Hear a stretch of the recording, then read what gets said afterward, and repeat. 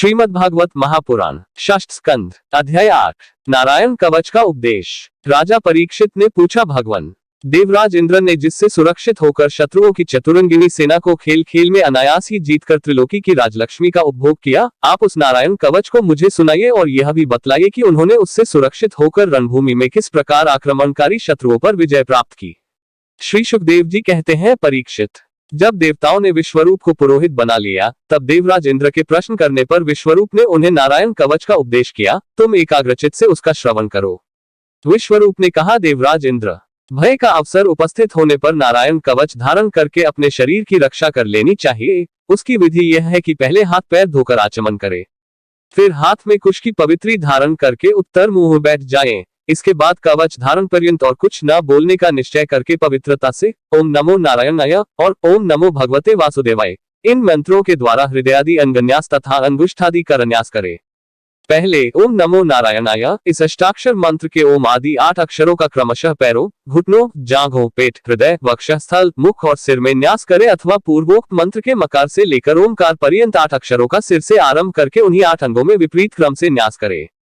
तदनंतर ओम नमो भगवते वासुदेवाय इस द्वादशाक्षर मंत्र के ओम आदि 12 अक्षरों का दाईं तर्जनी से बाईं तर्जनी तक दोनों हाथ की 8 अंगुलियों और दोनों अंगूठों की 2-2 गांठों में न्यास करे। फिर ओम विष्णुवे नमः इस मंत्र के पहले अक्षर ओम का हृदय में, वी का ब्रह्मरंध्र में, श का भौहों के बीच में, अन का चोटी में, वे का दोनों नेत्रों में और न का शरीर की सब गांठों में न्यास करे। तदनंतर ओम महाअस्त्राय फट कहकर दिग्बंध करे। इस प्रकार न्यास करने से इस विधि को जानने वाला पुरुष मंत्र स्वरूप हो जाता है।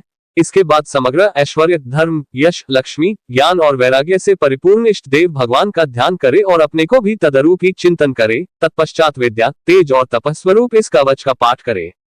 भगवान श्रीहरि गरुड़ जी की पीठ पर अपने चरण कमल रखे हुए हैं। अनिमादि 8 सिद्धियां उनकी सेवा कर रही हैं। 8 हाथों में शंख, चक्र, ढाल, तलवार, गदा, बाण, धनुष और पाशफंदा धारण किए हुए हैं।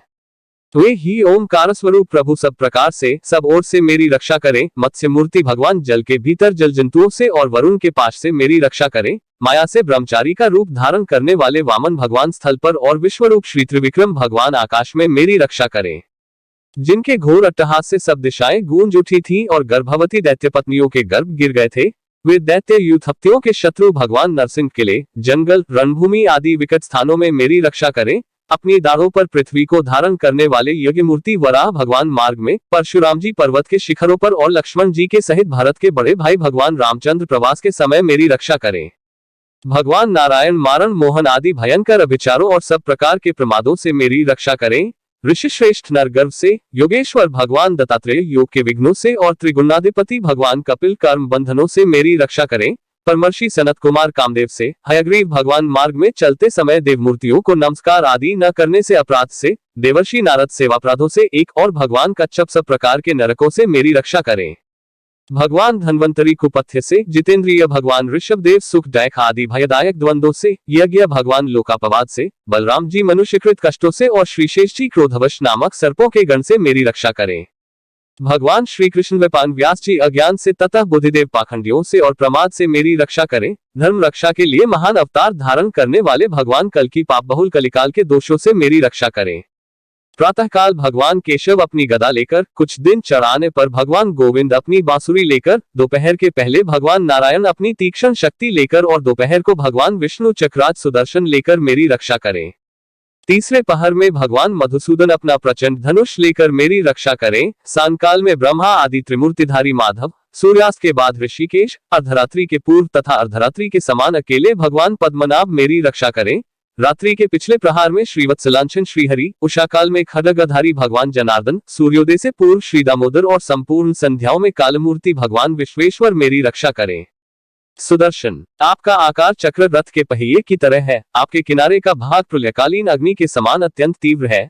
आप भगवान की प्रेरणा से सब ओर घूमते रहते हैं। जैसे आग वायु की सहायता से सूखे घास फूस को जला डालती है, वैसे ही आप हमारी शत्रु सेना को शीघ्र से शीघ्र जला दीजिए।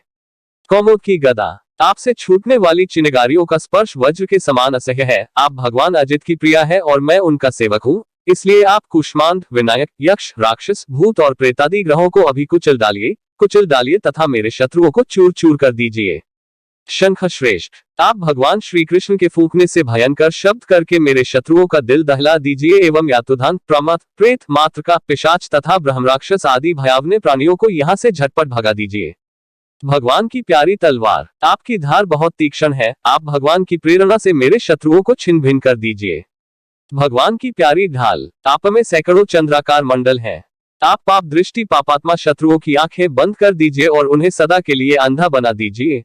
सूर्य आदि ग्रह, धूमकेतु, पुच्छल तारे आदि केतु, दुष्ट मनुष्य, सर्प आदि रेंगने वाले जंतु, दाढ़ों वाले हिंसक पशु, भूत प्रेत आदि तथा पापी प्राणियों से हमें जो भय हो और जो हमारे मंगल के विरोधी हो, वे सभी भगवान के नाम, रूप तथा आयुधों का कीर्तन करने से तत्काल नष्ट हो जाएं। बृहद, रथंतर आदि सामवेदीय स्तोत्रों से जिनकी स्तुति की जाती है, वे वेदमूर्ति भगवान गरुड़ और विश्वक्सेन जी अपने नामोच्चारण के प्रभाव से हमें सब प्रकार की विपत्तियों से बचाएं।